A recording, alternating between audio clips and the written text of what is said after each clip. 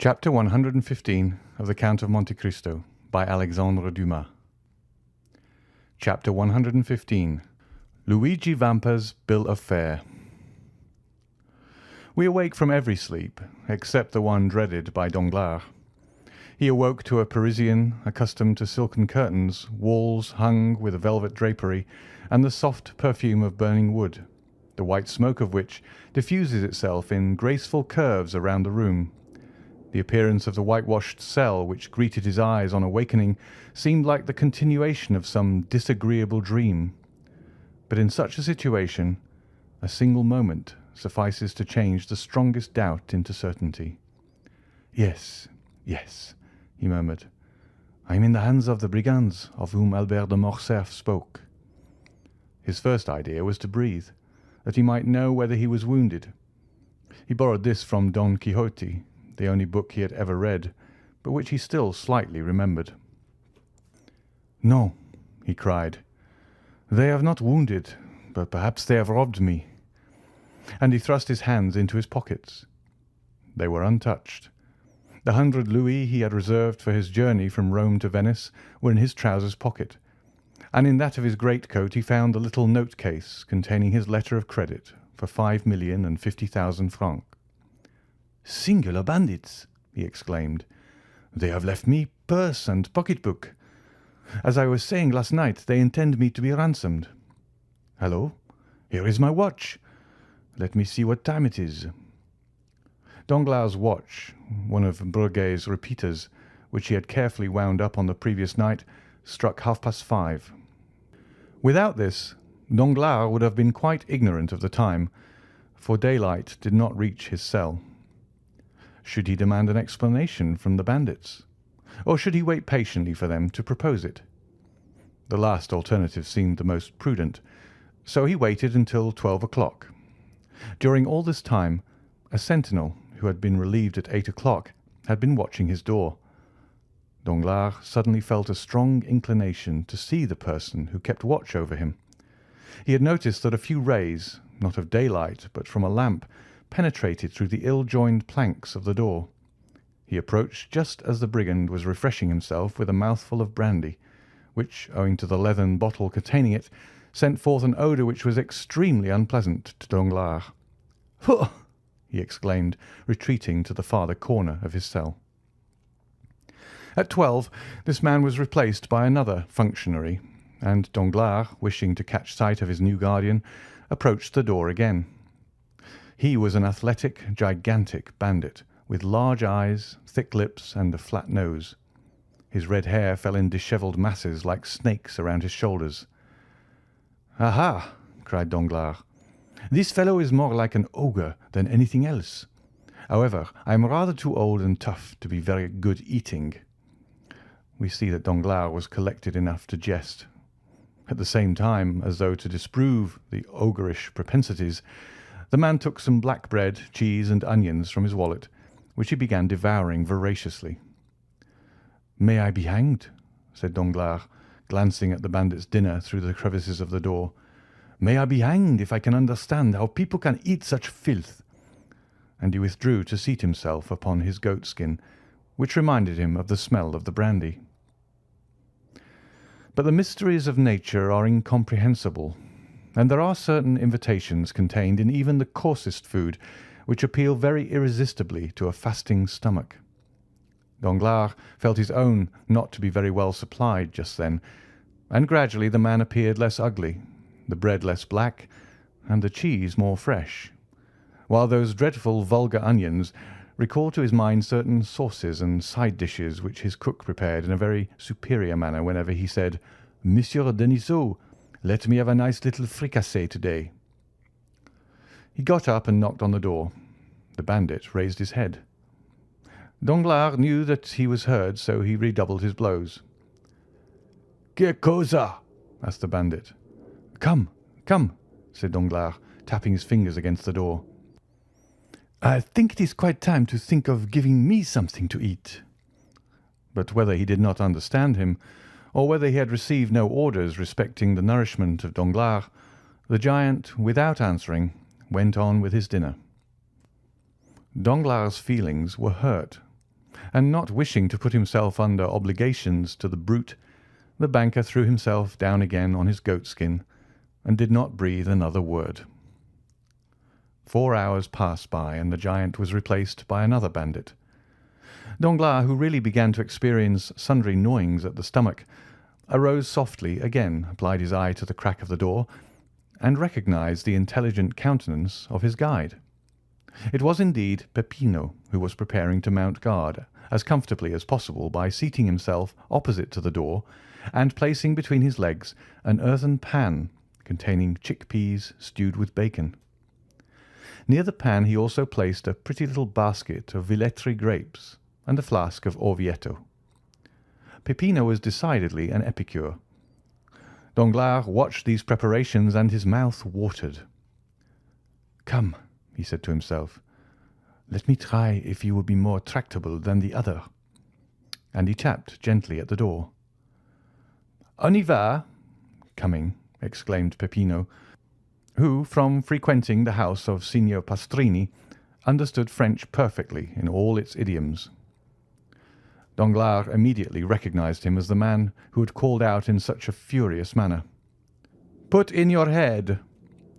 But this was not the time for recrimination, so he assumed his most agreeable manner and said with a gracious smile, "Excuse me, sir, but are they not going to give me any dinner?" "Does your Excellency happen to be hungry?" "Happen to be hungry? That's pretty good, when I haven't eaten for 24 hours," muttered Danglars. Then he added aloud, "Yes, sir, I am hungry, very hungry." "What would your Excellency like?" And Peppino placed his pan on the ground, so that the steam rose directly under the nostrils of Danglars. "Give your orders." "Have you kitchens here?" "Kitchens? Of course, complete ones." "And cooks?" "Excellent." "Well, a fowl, fish, game, it signifies little, so that I eat." "As your Excellency pleases. You mentioned a fowl, I think." "Yes, a fowl."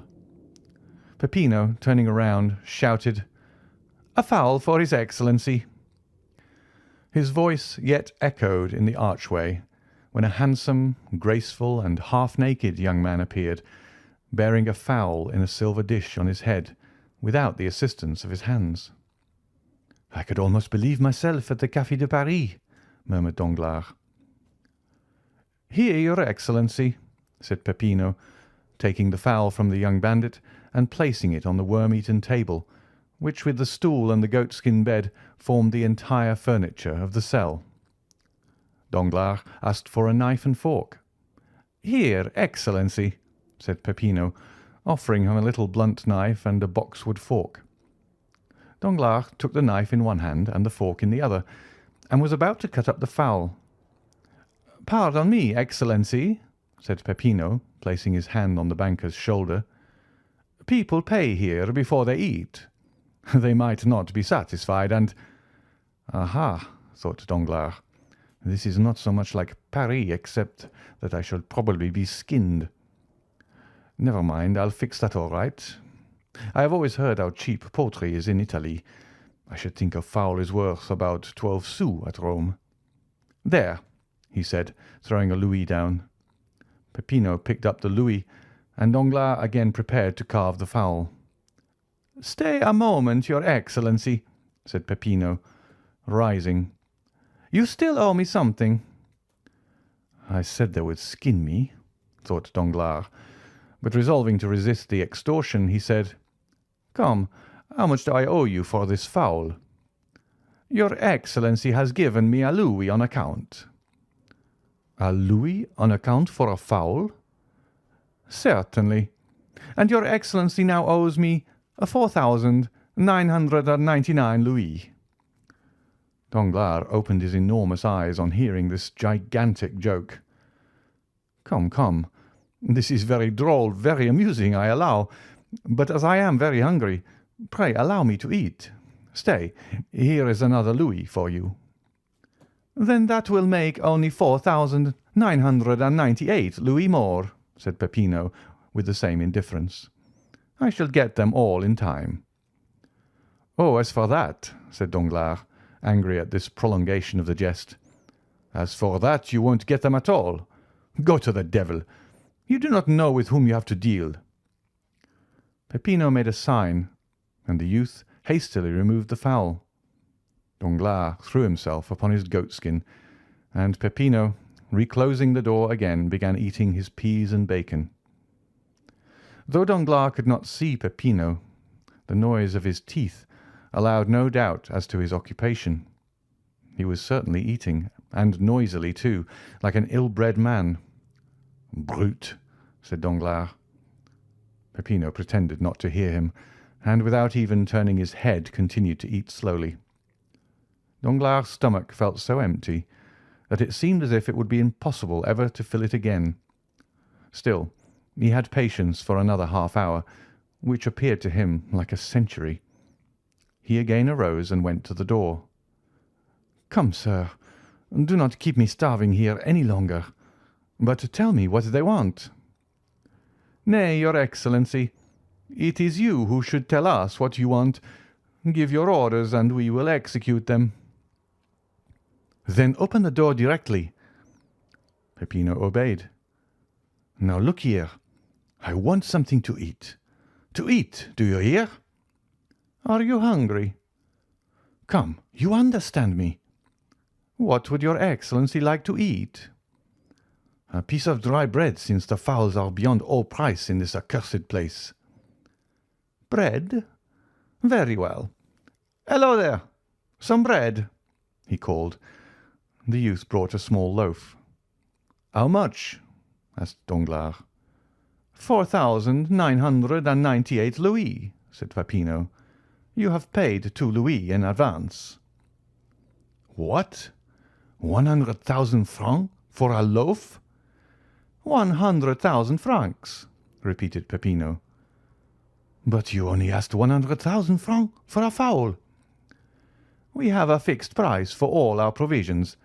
It signifies nothing whether you eat much or little, whether you have 10 dishes or 1. It is always the same price."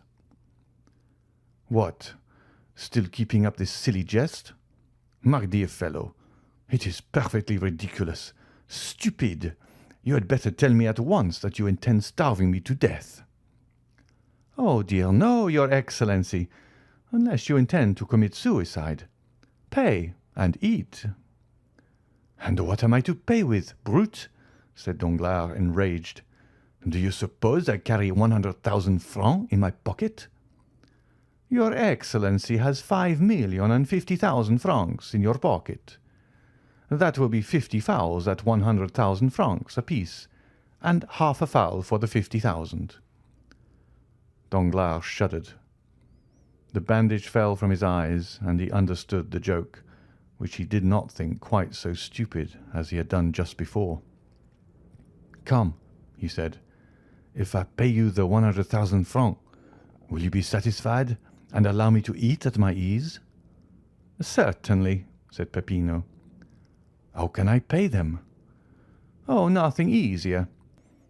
You have an account open with Messrs. Thomson and French, Vie dei Banchi, Rome.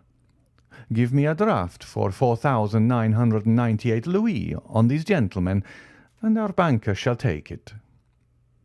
Danglars thought it as well to comply with good grace.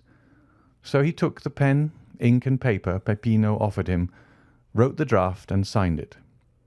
"Here," he said, "here is a draft at sight." "And here is your fowl."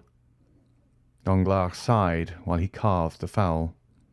It appeared very thin for the price it had cost. As for Peppino, he examined the paper attentively, put it into his pocket, and continued eating his peas. End of chapter 115.